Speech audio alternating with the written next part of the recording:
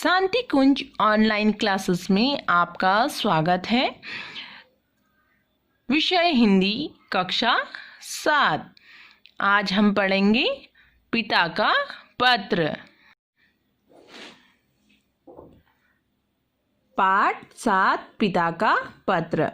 देखिए, जब भी कोई पत्र लिखा जाता है सर्वप्रथम क्या होता है, पत्र लिखने के लिए कोई क्या होता है, आपसे बहुत दूर होता है, तो वो आपके लिए क्या करता है, पत्र को लिखता है।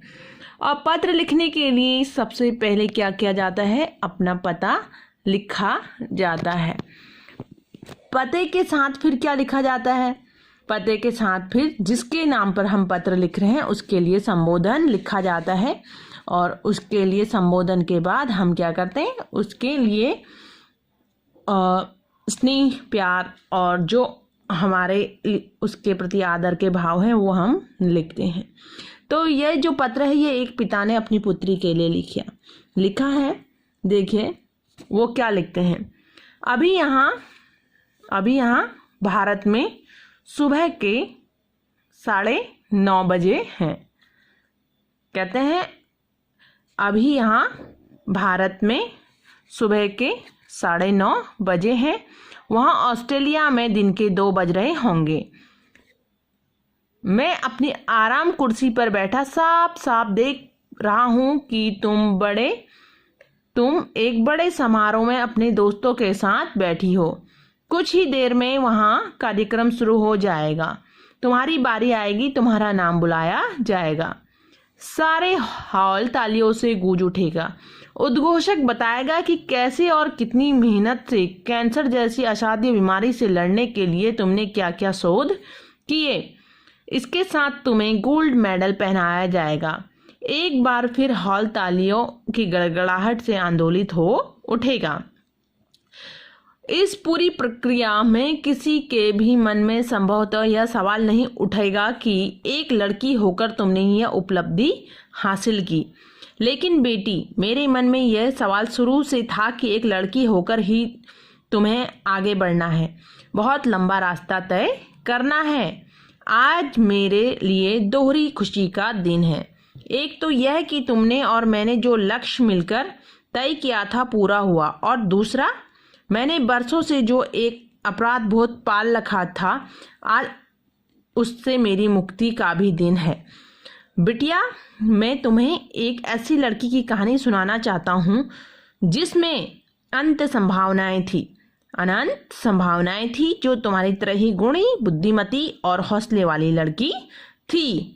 उस लड़की का नाम था निरुपमा। घर में प्यार से सब उसे छुटकी पुकारते थे। तुम चौंक गई ना? हाँ बेटी, ये तुम्हारी छुटकी बुआ की कहानी है, जिनका निरुपमा नाम कोई जानता ही नहीं। बहुत प्यारी है मेरी बहन, और हर काम बहुत जल्दी सीख लेती थी। पढ़ने में बहुत अच्छी थी। मैं और वह एक ही साथ गांव की पाठशाला फिर माध्यमिक स्कूल में पढ़े। पढ़ाई के दौरान मैं सिर्फ पढ़ता था, फिर अपने दोस्तों के साथ खेलता कूदता घूमता फिरता था।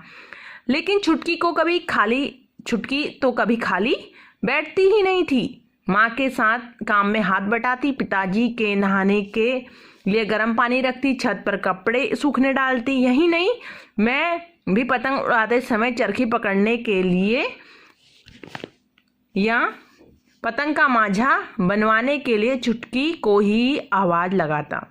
बेटी, उस समय को जब मैं याद करता हूँ तो पाता हूँ कि अभी मेरे सभी दोस्त अभिषेक, अभय, राजेश के घरों में कमोबेश ऐसा ही माहौल था। सभी की बहनें छुटकी की तरह जीवन जी रही थी। इसी दौरान 10वीं का रिजल्ट आया।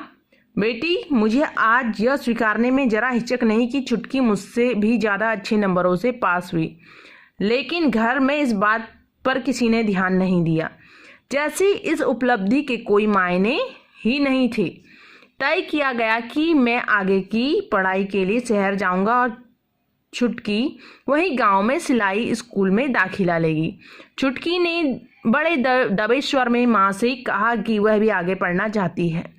माँ ने और ज़्यादा स्वर दबाकर पिताजी के सामने यह इच्छा रखी, पर पिताजी का दो टूक फैसला था। नहीं, उसने मुझे भी कहा था, भैया मैं आगे पढ़ना चाहती हूँ, पर मेरे पास वक्त कहाँ था कि 2 मिनट रुककर उसकी बातें ध्यान देता।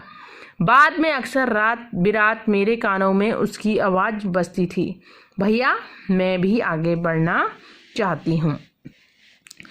तुम्हें याद है कविता, बचपन में अक्सर तुमसे पूछती थी कि पापा दुनिया कैसी बनी है? तुम्हें याद है कविता, बचपन में अक्सर तुम मुझसे पूछती थी कि पापा दुनिया कैसी बनी है, और मैं कहता था एक लड़का था और एक लड़की थी, दोनों ने मिलकर घर बनाया, बाग लगाया, फसल उगाई, पुल बनाया, स्कूल चलाया और दुनिया बन गई। तुम तो विज्ञान की विद्यार्थी और जानती हो कि लड़की होना सिर्फ एक जैविक सच्चाई है, और इस तथ्य को विज्ञान ने आज सिद्ध कर दिया है। अपनी बहन के संदर्भ में यह तथ्य मैं समझ नहीं पाया। मेरी योग्य बहन सिर्फ इसलिए कुछ बन नहीं पाई क्योंकि मैं उसे सिर्फ एक लड़की समझता रहा, लेकिन मैं आगे चलकर भूल सुधार मैंने की थी और तुम्हारे लिए एक सपना देखा जो आज पूरा हुआ। आज तुम्हारी उम्र 28 साल हो गई है। मैं तुम्हारी जिंदगी के सारे निर्णय तुम पर छोड़ता हूँ बेटी। जब तुम मास्क लगाकर कैंसर के जानलेवा सेल्स इकट्ठे करने के लिए अस्पताल घूमती हो तो मुझे तुम पर गर्व होता है। मैं मानता हूँ कि स्त्रियों के लिए आज भी बहुत कुछ नहीं बदला है। सदियों से जिन्हें समाज में कोई सकारात्मक या निर्णायक भूमिका नहीं दी गई, उनका समय बदलने में अभी वक्त लगेगा। कविता, तुमने लिखा था कि वहाँ का समाज भी कई स्तरों में उनका अपमान करता है, लेकिन तुम्हें एक सजावटी वस्तु की तरह प्रस्तुत करता है। हमें 2 तरह की लड़ाई लड़नी है, एक तो पुराने संस्कारों से, दूसरा इस उपभोक्ता संस्कृति से जो स्त्री को सम्मान को बार बार चोट पहुंचाता है। इस बार बाकी बातें अगली चिट्ठी में। आज तुम्हें ये सब कुछ लिखकर मेरे दिल का बोझ हल्का हो गया। तुमने वर्जीनिया वुल्फा की जो किताब ए रूम ऑफ वन ओन्स भेजी थी, उसे मैं पढ़ रहा हूँ। तुम्हारे सुखी और सार्थक जीवन के लिए एक पिता की तरफ से ढेर सारी शुभकामनाएं और प्यार। तुम्हारा पिता।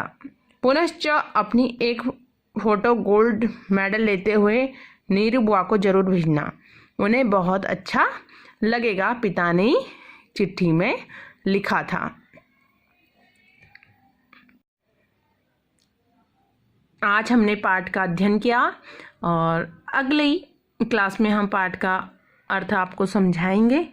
आज का आपका गृह कार्य है कि आप क्या करेंगे, शब्दार्थ लिखेंगे और ओरली इन प्रश्नों के उत्तर ढूंढने की कोशिश करेंगे।